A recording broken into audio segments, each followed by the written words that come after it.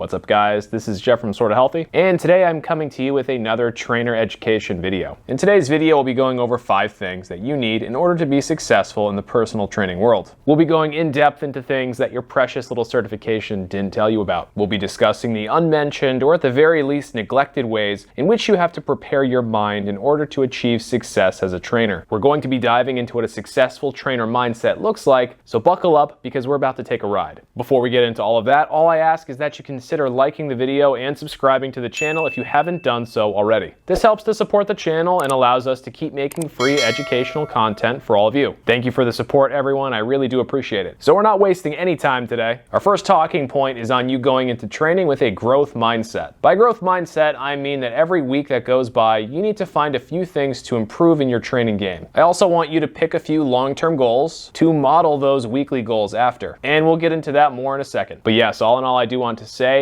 that the most important aspect of having a growth mindset is just picking 1 or 2 things every week and really focusing on getting better at them gradually over time. Your 1 or 2 things could include things like client communication, queuing, nutrition coaching, or a ton of other things. Within this section, I'd also include obtaining certifications and completing continuing education courses. You all need to obtain a base certification from ACE, ACSM, NASM, the NSCA, or maybe ISSA. Still haven't reviewed anything at ISSA or ISSA yet, but I'll get to it soon. Obtaining this certification isn't sexy or cool, but it is necessary. Your chances of becoming a celebrity on Instagram and getting rich that way are basically 0. However, your chances of doing well in this field, if you put in some hard work, are far greater. Back to long-term goals. Every time you complete a continuing education course, a certification, or even just one of those weekly goals, I want you to do that in pursuit of a larger goal. Where do you ultimately want to end up in this field? Don't leave it to chance. Figure it out as soon as you can and slowly mold yourself into that person over time. You might want to be a full-time trainer, manage a gym or fitness facility, run your own gym or fitness facility, or maybe just be a successful online coach. And of course, there are other opportunities out there as well. The earlier that you figure out what you really want to do in this field, the better off you'll be able to grow into that position. So remember, set long-term goals as soon as possible and complete smaller actionable steps and goals that bring you closer to those long-term goals. And never forget to embrace the growth mindset on day 1. The next thing that you'll have to start building early into your career as a trainer is mental toughness. Plain and simple. Some of you just will be mentally tough naturally, and others of you won't be. Just like how you can build your muscles over time at the gym,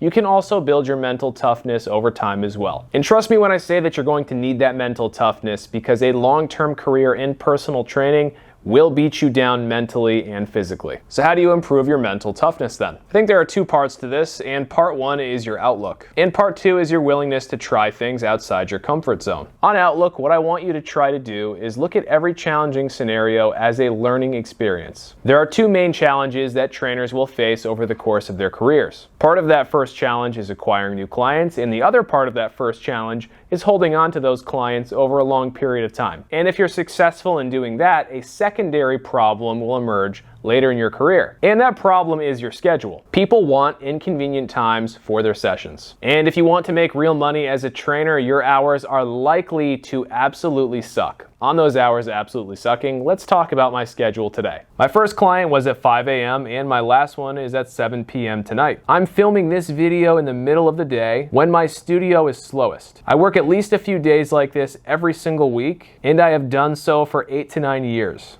And by the way, the other days I'm still working long hours, but normal long hours as in like 8 or so, not the 13 or 14 hours that I'm working today. Again, it's important to remember that you work when your clients don't. Now, when I woke up at 4 a.m. this morning, I had 2 options. Option 1 was to say to myself, what the f*** am I doing? Why am I doing this to myself? My job sucks. Option 2 is to get up at 4 a.m. and think to myself, while my competition is sleeping, I'm busting my ass and getting better. And even more importantly, working towards larger goals. Maybe someday I'll have other trainers working for me to cover some of these 5 a.m. shifts. Looking at things this way will make you more mentally tough over time. Also, go outside your comfort zone on a regular basis. Maybe you don't like talking to members at the gym that you work at. Oh well, remember you are a personal trainer and you do need to be personable. Talk to a few new members each week, Go outside your comfort zone. Do things like this on a regular basis because it makes you mentally stronger and more resilient. And make sure that you view things this way too, because your perception of this situation does matter quite a bit. My next strategy for you to focus on is to try and stay as positive as possible. This one ties in very closely with that last one because both of these two are all about your perception. When it comes to interacting with clients, I can't stress enough how important it is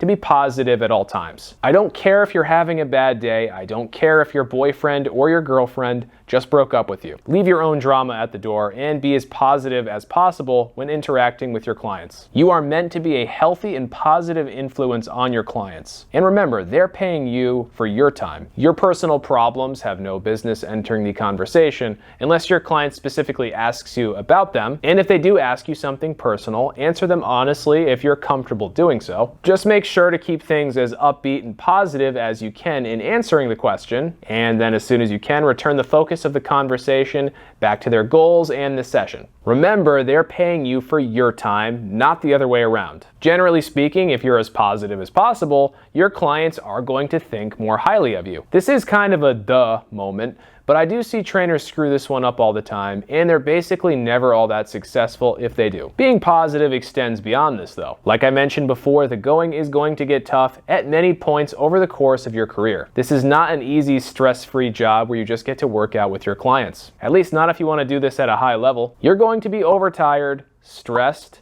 anxious, and unsure of yourself often. And I hope that me telling you this makes you realize that these feelings are normal, and if that you stay persistent, you will get through it. Realize that these feelings come with the job and try to stay positive anyways, knowing that if you persist, new opportunities will emerge and you will be successful. It's far easier to stay persistent if you're positive, so keep that in mind. My next piece of advice is to be aggressive, except for when it comes to sales. Very little will be given to you in this line of work. Personal training is competitive. Within every major city, there are a good handful of trainers with similar skill sets to myself. I've been doing this for 10 years. I have a degree in exercise science and several top-level certifications. To be honest, my only advantage over these other skilled trainers is that I can make a decent YouTube video. My point here is that trainers like me are your competition. That being said, contrary to belief, there are plenty of clients to go around. You just need to go out there and take advantage of every opportunity that comes your way. And if no opportunities come your way, make them for yourself. I did an extra year of schooling to get my license in massage therapy after finishing up my degree because I knew it would open up a few doors for me. And of course it did. When my boss at my old facility gave me a few hints that he was considering stepping down and doing less training and managing, I let him know right away that I was interested in his position and that I could help out. Of course, this did give me a few unique opportunities,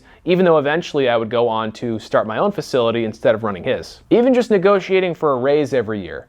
Do it. If you're a good, reliable, hard-working trainer, you have no idea how valuable you really are. Good, reliable help is hard to find in this field. You have considerably more negotiating power than you realize. Try to get a small pay raise every single year. The only area in which you shouldn't be aggressive is sales. Used car salesman tactics just don't work anymore. I have a full video on sales right here, so if you're curious about how to handle sales, make sure to watch this video at some point. My last piece of advice or mindset talking point, and this one is probably the most important one, is to be adaptable. The only constant is change. As a personal trainer, your ability to adapt to this ever-changing world around you, that's what's going to determine how successful you're going to be in the field. Right now, one-on-one training is doing well in small private studios. Online and virtual personal training are still relatively popular. Group training isn't quite as popular for obvious reasons. That being said, at the time of recording this video, it is March of 2021, and I think by the end of this year, group training is going to make a big comeback. So my point here is don't put all of your eggs in one basket. And this applies to working with clients as well. Every client is totally different. They have different goals,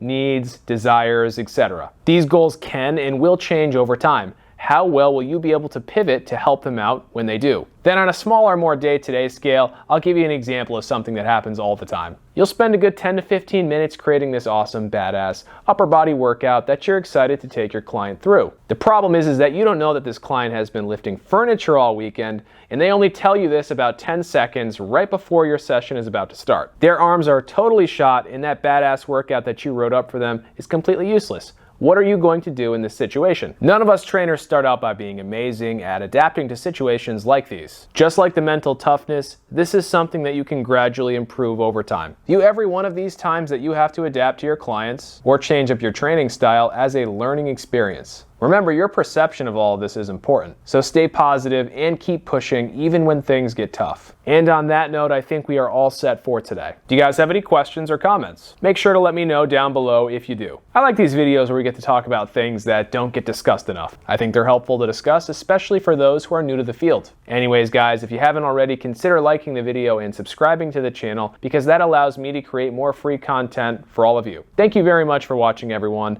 Stay sorta healthy.